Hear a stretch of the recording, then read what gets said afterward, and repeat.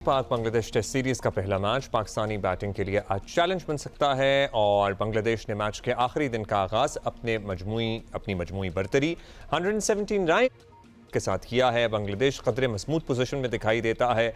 Dhaka test के चौथे रोज के इख्तिताम पर बांग्लादेश ने दूसरी इनिंग में 3 विकेट पर 152 रन बनाए थे और आज अगर बारिश ने तंग न किया तो मेज़बान टीम की कोशिश होगी कि कम से कम 250 रन की बर्तरी के बाद इनिंग डिक्लेयर करके मैच को नतीजा खेज बनाने की कोशिश करे। ऐसे में पाकिस्तानी बैटिंग लाइन का इम्तिहान तो होगा।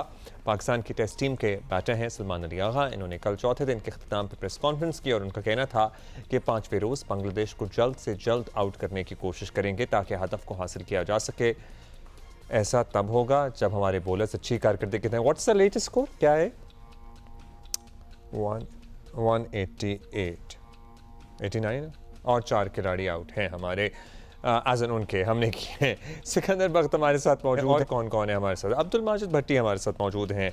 खुशामदीद आप दोनों को। सिकू जी क्या लग रहा है आपको? कल हम बात कर रहे थे 2 विकेटें तो हमने अर्ली ऑन ले ली थी, लेकिन अभी 189 एंड प्लस एंड 4 विकेटें सिर्फ हैं हमारे हाथ में। नहीं, ये देखो 217 उनकी लीड हो गई। जैसे अभी आप कह रहे थे ना कि उनको मतलब 250 के बाद हो सकता है वो हमारा टेस्ट ले, और टेस्ट इसलिए मैं कह रहा हूँ कि ये पिच इतनी मजेदार हो गई है कि ये इसमें इतना आसान नहीं होगा कि 250 रन चेस करने के लिए पाकिस्तान बहुत तेजी के साथ खेले। हालांकि आजकल क्रिकेट ही वही हो रही है, चेस करना और T20 क्रिकेट होती है, मगर टेस्ट क्रिकेट डिफरेंट होती है। आप फील्डर जिस तरह चाहे फैला दें, जिस तरह चाहे रखें, तो it will be very interesting कि क्या वो डिक्लेयर करता है। और डिक्लेयर करता है तो ये जो टेस्ट क्रिकेट का जो खूबसूरती है वो यही है। फर्स्ट डे टॉस जीतने के बाद फिर सेकंड जो खूबसूरती आती है कि वो कितनी लीड लिया आपने, और थर्ड ये आ जाती है खूबसूरती कि कब आप डिक्लेयर करते हैं अपनी बॉलिंग को, स्ट्रेंथ को देखकर आपके पास क्या बॉलर है। अब उनका जो लड़का मिराज है बड़ी जबरदस्त उसने अभी उसकी बॉलिंग दिखा रहे थे, विद इन द स्टंप्स किए, और उसको मारना इतना आसान नहीं है।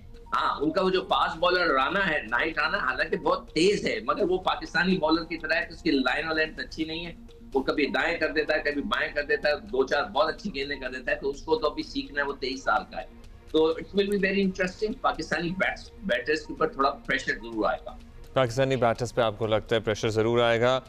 What do you see happening Bhatti sahab, आपको क्या लग रहा है? देखिए अब्दुल्ला, सबसे पहले तो देखना ये है कि बांग्लादेश कब डिक्लेयर करता है अपनी, क्योंकि सबसे पहले तो बांग्लादेश सेव करेगा टेस्ट मैच कि कहीं हारने की पोजीशन में ना आ जाए। देखिए आईसीसी वर्ल्ड टेस्ट चैंपियनशिप का ये मैच है, और वर्ल्ड टेस्ट चैंपियनशिप में पाकिस्तान ने जो साउथ अफ्रीका के खिलाफ सीरीज खेली थी, एक टेस्ट जीता था, एक हारा था। बांग्लादेश अभी तक इस साइकिल में दोनों टेस्ट मैच, एक जीता है, एक ड्रॉ किया, उसको जीत चाहिए। तो दोनों टीमों के लिए जिस तरह सिक्कू भाई कह रहे, लेकिन आज जो सबसे इंटरेस्टिंग सिनेरियो मुझे लग रहा है वो पाकिस्तान की बैटिंग का इम्तिहान है। पाकिस्तान ने 2 डेब्यूटेंट इस मैच में खिलाए। अजान उवैस, उन्होंने पहली इनिंग में सेंचुरी बनाई। अब्दुल्ला फजल, उन्होंने 60 रन बनाए, और अब्दुल्ला फजल ने बाबर आजम की जगह ली। और जब बाबर आजम ने देखा कि अब्दुल्ला फजल जो है अब बैटिंग में सेट हो गए, तो उन्होंने बैटिंग प्रैक्टिस और फिर डिक्लेयर कर दिया। तो इंटरेस्टिंग सिनेरियो होगा। लेकिन सीनियर्स ने जिस तरह पहली इनिंग्स में विकेटें थ्रो की हैं, जिसमें शान मसूद है, सऊद शकील है, मेरा ख्याल में मोहम्मद रिजवान, उनको आज रिस्पॉन्सिबिलिटी दिखाना होगी। मेरा ख्याल में अगर 250 रन तक का टारगेट मिलता है तो शायद पाकिस्तान आखिरी 2 घंटे में 4 लेकर टेस्ट मैच जीतने के लिए जाए। मतलब अब हम सिकू आपकी तरफ आएंगे और आप बताइएगा फास्ट बॉलर से क्या। एक और आउट हो गया है। अच्छा चलिए, एक और आउट हो गया है उनका, मगर वो जो भट्टी साहब कह रहे हैं ना कि वो चांस ले सकता है, तो इस पिच के ऊपर इतना आसान नहीं होगा। हाँ, क्योंकि इस पिच पे फास्ट बॉलर्स के साथ भी हम फंसते हैं अगर वो अच्छी बॉलिंग करा लें, और स्पिनर्स के साथ तो फंसते ही हैं। नहीं, देखिए दूसरी चीज ये होती है कि जब टेस्ट क्रिकेट में 1-2 आउट होते हैं ना, तो बंदे को अपने आप को मतलब कहते हैं ना कि होल्ड करना पड़ता है कि भाई अब मैं चांस नहीं लेता। और हर एक के जो है इस वक्त 2 लड़के नए अच्छे आ गए, बहुत अच्छी बैटिंग की, जिस तरह भी ओवैस की और अब्दुल्ला फजल की बात हो रही है, बहुत अच्छा खेले। जो अच्छी बात उनकी बैटिंग की है कि उनकी जो क्वालिटी ऑफ बैटिंग थी वाज वेरी गुड। वो ऐसी नहीं थी कि बस कर दिए, नहीं, उन्होंने वाकई ही बहुत अच्छी बैटिंग की, which is very good sign for Pakistan के पास अभी भी टैलेंट अच्छा, हम कल है। भी ये बात करना चाह रहे थे अजान की और अब्दुल्ला फजल की। जाहिर है एक ने सेंचुरी बनाई, एक ने नेक्स्ट सेंचुरी बनाई, लेकिन द क्वालिटी ऑफ शॉट, जैसे कहते हैं ना एक क्लासी बैट्समैन या बैटर, बिल्कुल। वो झलक आपको नजर आई?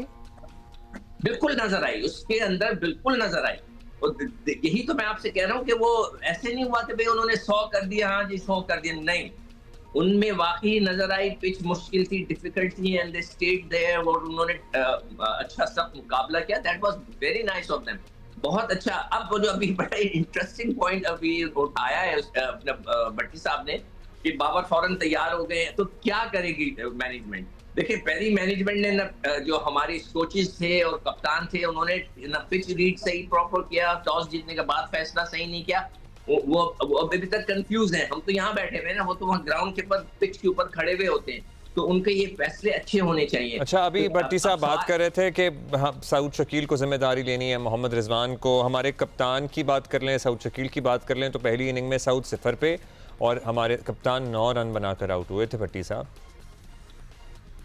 बिल्कुल, देखिए, अगर आपने टेस्ट क्रिकेट में पाकिस्तान टीम को आगे लेके जाना है तो अब्दुल्ला, मोहम्मद रिजवान के पीछे भी आप देखें कि एक और यंगस्टर काजी गौरी है, और साद बेग एक और यंगस्टर जिसने 1000 रन काइजन ट्रॉफी में, वो भी बाहर बैठे हुए। तो मेरे ख्याल में अब टीम मैनेजमेंट को भी फैसला करना है कि अगर ये सीनियर्स की इसलिए भी रिस्पॉन्सिबिलिटी है कि पाकिस्तान को अब जो 7 टेस्ट मैच खेलने हैं, बांग्लादेश के बाद 2 test match against West Indies हैं, 3 अगेंस्ट इंग्लैंड है, तो वो टेस्ट मैच मेरे ख्याल में इनसे भी ज्यादा मुश्किल होंगे। तो अभी उनको तय करना है कि इन यंगस्टर्स को ही आगे लेके जाना है या फिर मिक्स टीम खिलानी है या फिर सीनियर्स। लेकिन एक इनिंग्स शान मसूद पर भी ड्यू है। सऊद शकील ने जिस तरह पहली इनिंग्स में आते ही क्रॉस बैट शॉट खेल के एलबीडब्ल्यू आउट हो गए। मोहम्मद रिजवान अच्छा खासा सेट होने के बाद उन्होंने विकेट को थ्रो कर दिया। तो अच्छा, वैसे ये जब भी मोहम्मद रिजवान की हम बात करते हैं ना, अगर आप गुज़श्ता कई सालों के प्रोग्राम उठा लें तो ये बात जरूर होती है कि वो सेट होने के बाद अपना काम खत्म नहीं करते। सो सिकंदर, आप एक और चीज जी मैं कहना चाहता हूं, रिजवान की विकेट कीपिंग इतनी अच्छी नहीं हुई है इस दफा, उसने हमें फंसाया है। अगर आप उसका स्टंप देखें, कल जो उन्होंने स्टंप छोड़ा है और जिस तरह की वो कीपिंग कर रहे हैं, मकसद है कि एक देखें, अगर वो अनफिट है तो पाकिस्तान क्रिकेट बोर्ड तो चाहिए उनका टेस्ट लें, फिटनेस टेस्ट लें। लेकिन Sikandar, do you think Rizwan की जगह भी आपको पता है पीछे एक लाइन लगी हुई है, we have so many youngsters who are willing to make a mark, should be है, मगर मैं तो बहुत पहले ट्राई कर लिया। देखें, एक लड़का ने 1000 रन किए, उसने बेस्ट विकेट कीपर का अवार्ड लिया, आप उसको छोड़ के चले गए। देखिए, सिलेक्शन कल भी हमारी बहुत जबरदस्त किस्म की आर्गुमेंट हुई अपने शो के अंदर कि आप किस तरह सिलेक्ट करते हैं, परफॉर्मेंस या मुझे पसंद है, 2 चीजें होती है। लड़का परफॉर्मेंस करे, 1000 रन करे, टॉप करे, तो वो कहते हैं नहीं मुझे पसंद नहीं आया। वो लड़का पसंद आ गया जिसने सिर्फ 1 मैच खेला, दैट इज रॉन्ग। ये बहुत बड़ा ब्लंडर है पाकिस्तान की यंगस्टर्स के साथ, टैलेंट के साथ, इसको हमें सही करना है। नकवी साहब, अच्छा, वैसे सिलेक्शन कमेटी ये आर्ग्यू भी तो कर सकती है कि भाई हमने 2 डेब्यू कराए और दोनों ने परफॉर्म किया। नहीं, वो तो किया, जबरदस्ती कराए, कह करवाए। ये क्या बात है कि ये क्या बात है सुकू के अगर उन्होंने करा दिया है तो वो आपके कहने से कराए, नहीं करा रहे तो आपकी बात नहीं मान रहे। अब्दुल्ला, बाबर अगर फिट होता क्या वो बच्चा खेलता? हाँ, मुश्किल था। मैं आपसे सवाल कर रहा हूँ, मेरी बात ये एक सवाल मैं आपसे कर रहा हूँ कि क्या वो लड़का खेलता? आप जब मैं मानता, वो कहते बाबर आप बैठे, हम इस बच्चे को खिला रहे हैं, फिर मैं मानूं। आपको लगता है भट्टी साहब ये हो पाता? नहीं, बिल्कुल। बाबर आजम अगर फिट होते, बाबर आजम ही खेलते। पाकिस्तान में देखें, यही पाकिस्तान क्रिकेट का अलमिया रहा है कि हम स्टारडम के पीछे भाग रहे हैं, हम बड़े नामों के पीछे भाग रहे हैं। हमारे पास यंगस्टर हैं। अब जिस तरह हमने बैट्समैनों की बात की, बॉलिंग में भी आप देखें, नाहिद राना का इतना चर्चा है। पाकिस्तान के पास भी अभी अब्दुल्ला, आपने पीएसएल में अली रजा को देखा, 145 150 की स्पीड से बॉल कराते हैं। भाई, आप अली रजा को खिला नहीं रहे, टीम के साथ तो रखिए। अली रजा को लेकर नहीं गए। तो मेरे ख्याल में यंगस्टर्स पाकिस्तान क्रिकेट का फ्यूचर है। मैं ये नहीं कह रहा कि आप पूरी टीम चेंज कर दें, लेकिन यंगस्टर्स को आप आगे मौका दें। स्पिनर्स में भी आप देखें, नोमान अली अब 40 साल की एज के करीब पहुंचने वाले हैं, तो हमें स्पिनर्स में भी देखना है कि कौन से स्पिनर्स हैं जो पाकिस्तान को टेस्ट क्रिकेट में रिप्रेजेंट कर सकते हैं। मेरे ख्याल में सिलेक्शन कमेटी पर अब काफी भारी जिम्मेदारी है अगले 6-1 महीने में। तो मैं एक बात करना चाहूंगा जी सर। दिल्ली से कि जब मैं सिलेक्शन कमेटी की मीटिंग में 1-2 दफा गया था, उधर जो लिस्ट आई थी, कल हमने लिस्ट दिखाई थी टॉप फर्स्ट क्लास क्रिकेटर्स की, बैटिंग में, बॉलिंग में। आप यकीन करें उनमें से सिर्फ हम 1 या 2 नाम जानते थे, बाकियों को हम जानते ही नहीं थे। तो वो जो लोग वहां पे नाम प्रोवाइड करते हैं, डेटा प्रोवाइड करते हैं, जो इस वक्त टीम के साथ भी हैं और एक फ्रेंचाइज के साथ भी होते हैं, वो लड़कों के नाम ही नहीं देते। मैं हैरान हूं इस बात के ऊपर। कल हमारी टीम ने जो है, जियो की टीम ने पूरे लड़कों के नाम निकाले हुए थे, तो हम सब हैरान थे कि यार ये लड़का कौन है, ये लड़का कौन है जिसने 2000 किए हुए, किसी ने 1500 रन किए हुए। बहुत शुक्रिया। ये बड़ी इंपॉर्टेंट है। नहीं, ये इंपॉर्टेंट है और इसके लिए हम और तफसील से फिर कल बात कर लेंगे। कल तो नतीजा भी आ जाएगा हमारे पास। Thank you.